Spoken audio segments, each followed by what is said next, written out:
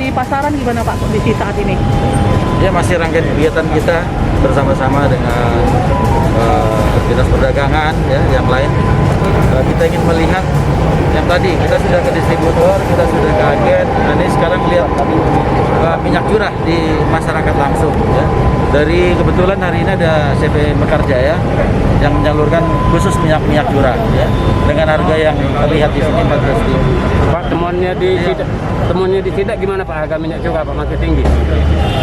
Kita lihat sih belum kita lihat ada yang kenaikan harga di minyak curah ya, karena kalau saya tanya di sini 14.000 masih.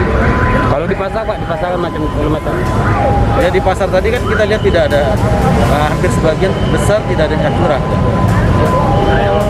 Untuk pantauan kebutuhan pokok sendiri gimana Jenderal? Ya insya Allah semoga bisa tercukupi lah ya menjelang nanti sampai dengan Lebaran nanti. Jadi semuanya masih terpantau aman ya Pak ya? Insya Allah aman, doakan aja semua ya biar aman semua. Nah, kalau untuk coba makasih ya. Sesuai nggak dengan yang di pabrik kemarin? Ya, salah satunya kegiatan kita juga memastikan tadi melihat ini distribusi sampai dengan di masyarakat. Kalau kita lihat sementara tercukupi loh.